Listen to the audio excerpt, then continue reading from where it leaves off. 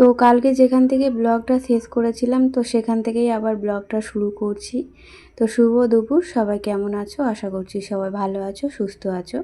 তো এই যে দেখো চান করে আর এখন এই যে ক্রিম মেখে নিচ্ছি। তো ব্যাগপত্র এখনও কিছু গোছানো হয় না, রান্নাবান্না তো সব হয়ে গেছে, শুধু আলুটা ওই যে ঝুরি আলু ভাজাটা মানে ওই কেটে রেখেছিলাম, তো সেটাকে শুকনো করানো হয়ে গেছে। তো এখন মানে করলে না ঠান্ডা হয়ে যাবে, আর ঠান্ডা হয়ে গেলে তো আলুগুলো একদম নরম হয়ে যাবে, তাই জন্য যখন খাবো তখন আর কি গরম গরম ভেজে নেব। আর এদিকে যে চান করে একটু ক্রিম মেখে নিচ্ছি, তারপরে ব্যাগপত্র গোছাতে হবে, অনেক কাজ আছে জানো তো। তো কোথাও যাওয়ার আগে মানে এইসব কাজকর্ম, এমনি তো ঘরের কাজকর্ম সকাল থেকে দেখতে পাচ্ছ একভাবে খেটে যাচ্ছি, মানে এক নিঃশ্বাসে ঘরের কাজকর্মগুলো করছি। তো একদম মানে কি বলবো, দম ফেলার সময় নেই, একটার পর একটা কাজ থেকেই যাচ্ছে। যেই ভাবছি যে এই কাজটা হয়ে গেলে এবার ব্যাগপত্রগুলো গোছাবো, কিন্তু তারপরেও দেখছি আরও অনেক কাজ থেকে যাচ্ছে। তো শেষমেশ এখন এই যে চান করে ব্যাগপত্রটা গুছিয়ে নিই। তো সবটা এখন গোছানো হবে না, তো কিছুটা এখন গুছিয়ে নেব, বাদ বাকিটা যাওয়ার সময় গোছাবো। তো যেগুলো আর কি কালী পুজোর দিন রাত্রিবেলা আর কি পরবো, কালী পুজোর দিন বলছে, আজকে রাত্রিরে আর কি যেগুলো পরবো সেগুলো আগে বার করে নিয়েছি, সেগুলো আগে ঢোকাবো। তারপরে হচ্ছে পরা যে জামা কাপড়গুলো নেব সব সময় ব্যবহার করার জন্য, সেগুলো আর কি পরে ঢোকাবো। সবার আগে এই যে মেকআপ বক্সটা একটু গুছিয়ে নিচ্ছি। তো আমি সচরাচর মেকআপ খুব একটা করি না, তবে এই মানে কালী পুজোটাতে একটু করি, আর বিয়েবাড়ি হলে একটু মেকআপ করি, আর এমনিতে আমি কোনো সময় খুব একটা মেকআপ করি না। তো এই কালী পুজোটা না সারা বছর অপেক্ষা করে থাকি শুধুমাত্র এই কালী পুজোর জন্যে। আর এই যে দেখো 3টে কানের দুল নিচ্ছি, তো কোনটা পরবো না পরবো সেই জন্য 3টে নিচ্ছি আপাতত, যেটা পরে ভালো লাগবে সেটাই আর কি পরবো। তো এই যে দেখো এই 3টে নিলাম, তো শাড়ি পরে যেটা আর কি আমার শাড়ির সঙ্গে মানাবে সেটা আর কি পরে নেব। এই এত বড় বড় কানের দুল কিনি ঠিকই, কিন্তু পরা হয় না জানো তো, খুব একটা আমি আর এখন করে কানের পরি না, খুব মাঝে সাঝে আর কি পরি। আমি ওই কানের যে সুতো কানেরটা আছে ওটাই পরে, মানে সব সময় ওটাই পরি, কোথাও গেলেও ওটা পরি, খুব একটা কানের চেঞ্জ করি না।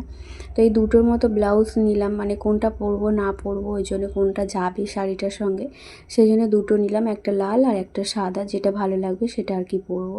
তো চলো সবটা গোছানো হয়ে গেছে, এখন এই মেকআপগুলো আপাতত গোছাতে পারছি না, মানে ওটার মধ্যে বক্সের মধ্যে আর ঢুকছে না। তো ভাবছি এর মধ্যে তো এখনও পরা জামা কাপড় নিতে হবে, তো এই মেকআপগুলো আর কি হাজব্যান্ডের ব্যাগে দিয়ে দেবো, ও আর কি রাত্রে যখন যাবে নিয়ে যাবে। আর এই যে দেখো মায়ের ওখানে নিয়ে যাওয়ার জন্য মিষ্টি এনেছে, আর আমাদের না ছানটা ছিল না এরকম লুচি ছাঁকার জন্য।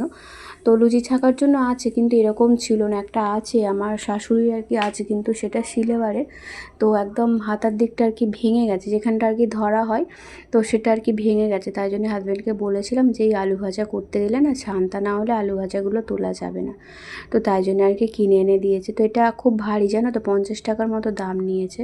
তো চলো এখন ওই একটার মতো বাজে না একটা, তো এখন এই আলু ভাজাগুলো করে নিচ্ছি, কারণ হাজব্যান্ড চলে এসছে, ওকে খেতে দেবো, তারপরে আমরা খাবো, খেয়ে বাসনপত্র মাজবো, জামা কাপড় আছে যেগুলো আর কি ধুয়ে দিয়েছিলাম সেগুলো ভাঁজ করব, করে তারপরে গুছিয়ে রাখবো, অনেক এখনও কাজ আছে। তো ভেবেছিলাম 3টের আগে বেরিয়ে পড়বো, কিন্তু সেটা আর হয়নি জানো তো, অনেকটা লেট হয়ে গেছিলো। ওই 3:05-10 মধ্যে আর কি ঘর থেকে বেরিয়েছিলাম। আর আজকের ব্লগে না মানে ব্লগটাতে 2 দিনের ব্লগ একসঙ্গে আর কি দিয়ে দিয়েছি, কারণ কি বলতো মায়ের ওখানে গেলে আমি খুব একটা ব্লগ মানে শ্যুট করতে পারি না, ভিডিও এতটাই মানে ব্যস্ত থাকি, কাজকর্মের দিকে তো ব্যস্ত একটু আধটু থাকি, কিন্তু ওখানে গেলে আমার ভিডিও বানাতে একদম ভালো লাগে না জানো তো। আর এমনি কি বলতো, মানে স্ট্যান্ড একটা আছে ওখানে, কিন্তু ঘরের মতো যেমন আর কি 2-3টে স্ট্যান্ড থাকলে যেটা আর কি সুবিধা হয়, তো ওই একটা স্ট্যান্ডে না আমার খুব অসুবিধা। আমার ঘরে যেহেতু 2টো স্ট্যান্ড, মানে একটা লম্বা আর একটা ছোট আর কি, তো ওখানে আমার একটাই আছে, তো ওটাকে ছোট করা যায়, কিন্তু বারে বারে ছোট করা, বারে বারে খুব বড় করা, মানে স্ট্যান্ডটা নষ্ট হয়ে যাবে, তাই ভিডিও করার খুব অসুবিধা হয় ওখানে। তো তাও আর কি যতটুকু পেরেছি তোমাদের সঙ্গে শেয়ার করেছি, ওই টুকিটাকি আর কি বললাম না 2 দিনের ব্লগ একসঙ্গে দিয়ে দিয়েছি।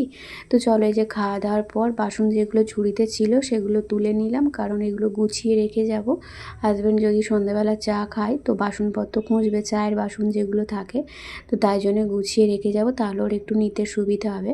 আর এখন যেগুলো যে ভাত খেয়ে ধুয়ে দিয়েছিলাম সেগুলোই ওপর করে দিলাম, এসে আর কি ওগুলো গোছাবো। তো টেবিলটা একটু অগোছালো হয়েছিলো, টেবিলটাও একটু গুছিয়ে নিচ্ছি।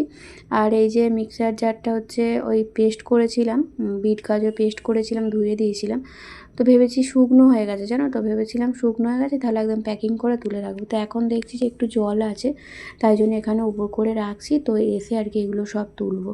তো ঘরের কাজ বলতে মোটামুটি হয়ে গেছে। এখন এই যে জামা কাপড়গুলো ভাঁজ করলাম। তো সকালবেলা না একটু আগে কিছুটা ভাঁজ করে নিয়েছিলাম, আর যেগুলো শুকনো হয়নি ভিজে ছিল সেগুলোই এখন ভাঁজ করে আর গুছিয়ে রাখছি। তো চলো এখন একটু রেডি হয়ে নিই। মেয়ে তো রেডি হয়ে গেছে, ও মামার বাড়ি যাবে বলে। মামার বাড়ি মানে যাওয়ার কথা বললে ওর যেন মানে কী বলবো আর ঘুম ধরে না চোখে। আমি এদিকে রেডি হয়ে গেছি পুরোপুরি, কিচ্ছুই সাজিনি দেখতে পাচ্ছ, শুধুমাত্র একটু চোখে কাজল দিয়েছি আর হালকা করে একটু লিপস্টিক দিয়েছি। তো মেয়ে এদিকে রেডি হয়ে গেছে। আর এই যে আমার হাজব্যান্ডের জন্যে, ও তো রাত্রিরে যাবে, সব জিনিসটা খুঁজে পাবে না, মানে খুঁজতে গেলেও মানে অনেক হাজার ঝামেলা করবে, সব কিছু ঘেঁটে রেখে দেবে। তাই ও যেগুলো পড়ে যাবে, যেগুলো নিয়ে যাবে, সেগুলো আমি আর কি একটা জায়গায় বিছানার একটা কোণে গুছিয়ে রেখে যাব, তাহলে আর কি ওর বেরোতে সুবিধা হবে। আসলে কি বলো তো, আমাদের মতো তো অত ধৈর্য ওদের নেই, মানে যেটুকুটাই করবে মানে সবটাই তাড়াহুড়ো করবে, কি কোনটা ঘাঁটলো, কোনটা পড়ে গেল, কোনটা ভেঙে গেল, সেটা ওরা দেখবে না। তাই জন্য এখানে আর কি গুছিয়ে রেখে যাচ্ছি। আর হাজব্যান্ডের ব্যাগে আমার এই কয়েকটা মেকআপ আর মানে ডেলি পরার কয়েকটা জামা আমার ব্যাগে নিয়েছি কিছুটা, আর কিছুটা বাকি ছিল, ধরছিল না বলে হাজব্যান্ডের ব্যাগে দিয়ে দিয়েছি। তো চলো এখন যাওয়া যাক, অনেকটা বেলা হয়ে গেছে, এখন 3:10-15 মতো বাজে। তো হেঁটে হেঁটে সলপে এলাম। সলপ বাজার থেকে দেখলাম মানে ঝিকিরা আমতার বাসগুলো খুব ভিড়, তার জন্য রানিহাটির বাসে উঠেছিলাম। রানিহাটিতে নামলাম, নেবে তারপরে হচ্ছে টোটোয় করে এখন রানিহাটি থেকে যাচ্ছি ধুলোর বাঁধে নামবো, ওখান থেকে আবার টোটো ধরে মিনি বাজারে নেমে তারপরে হাঁটার পথ আছে একটুখানি। তো এটা হচ্ছে রানিহাটি থেকে আর কি পার করে চলে এসেছি।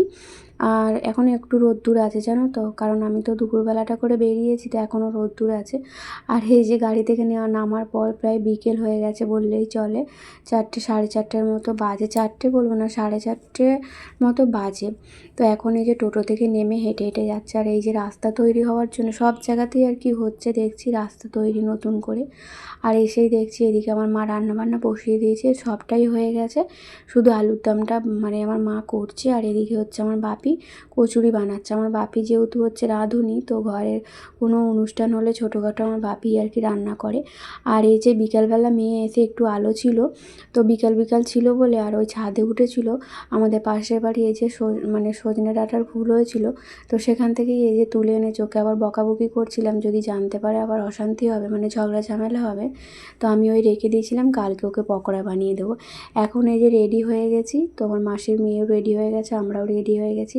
আর এই বছর দেখছি না একদম ফাঁকা, জানো তো, অন্য অন্য বছর মানে এত ভিড় হয়, মানে একটু দাঁড়ানোর জায়গা থাকে না, এত ভিড় হয়। তবে এই বছর একদমই ফাঁকা দেখতে পাচ্ছ, কারণ একসঙ্গে দুটো পুজো পড়ে গেছে, তো সব মানে সবাই সেখানে চলে গেছে, এখানে আর কেউ নেই জানো তো। একসঙ্গে যখন দুটো এরকম পাড়ায় কালী পুজো হয় না, তখন এরকম হয়। তবে আমাদের পাড়ায় না অনেকটা দূরেই হচ্ছে, হলে না খুব ভিড় হয়। আর এই 2 বছর আমি কালী পুজোতে আসছি, তবে আগের মতো আনন্দ যেন আর খুব একটা হয় না। তো ওই আর কি, কালী পুজোয় না এলে নয়, মায়ের মন খারাপ হবে। সবার বাড়িতে মেয়ে জামাই আসবে, আমার মায়ের বাড়িতে আসবে না, সেই জন্যে মন খারাপ আর কি আমার মায়ের।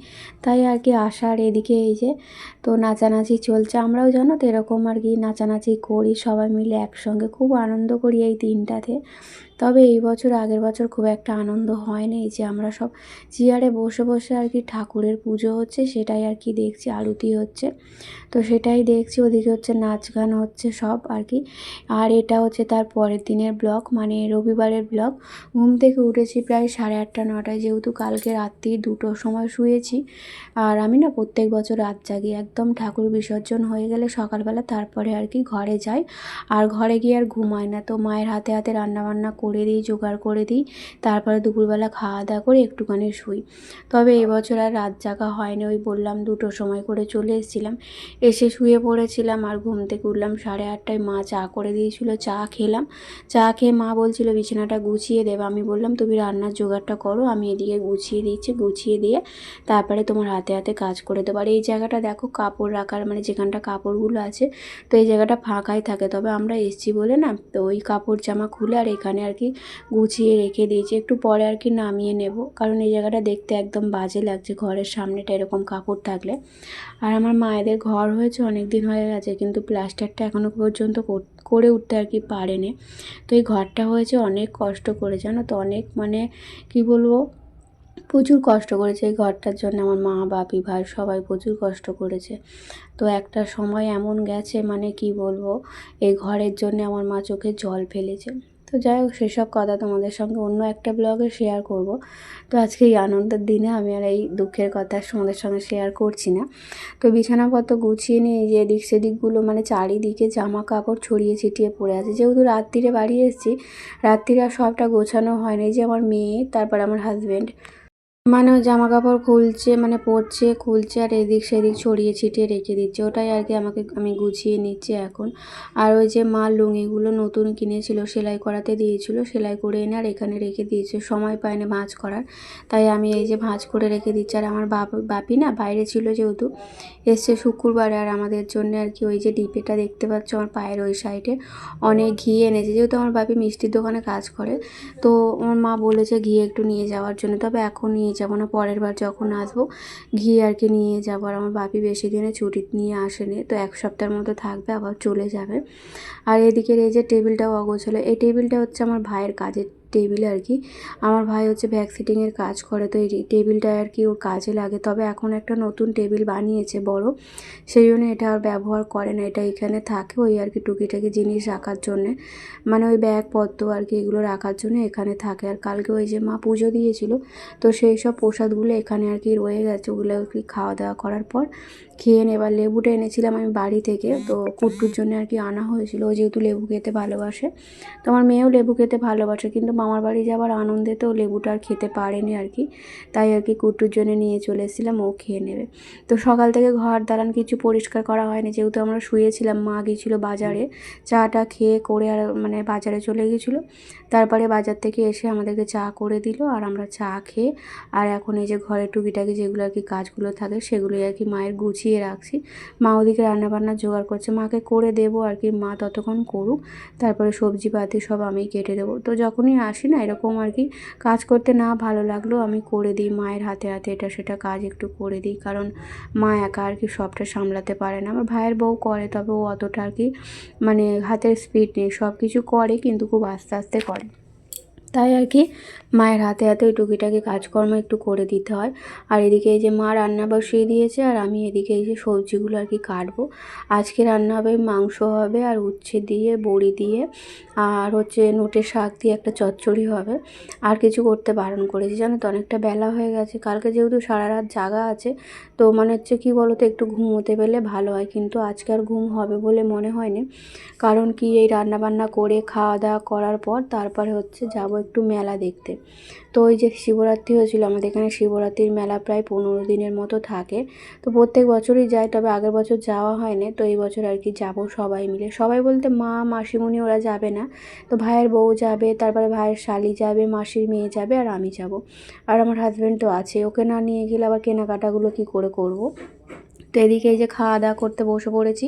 আর আমার কলা পাতায় খেতে খুব ভালো লাগে, তাই জন্য মা কলা পাতা কেটে এনেছে, সবার জন্যই আর কি কেটে এনেছে। তো সবাই এক জায়গায় বসে আর কি এখন খাওয়া দাওয়া করছে। আর এই যে মাংস ঝোল করেছিল, আর ওই যে বললাম শাকের চচ্চড়ি করেছিল।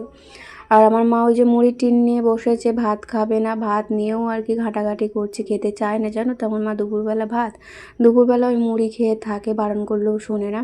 খাওয়া দাওয়া করার পর একটুখানি রেস্ট নিয়ে তারপরে এই যে বেরিয়ে পড়লাম, এখন এই যে মনসা মন্দিরের কাছে আছি জানো তো, ভেবেছিলাম টোটো ধরবো, কিন্তু টোটোর জন্য দাঁড়িয়ে থেকে থেকে মেলাতে পৌঁছে গেছি, তখনও একটা টোটো আসেনি।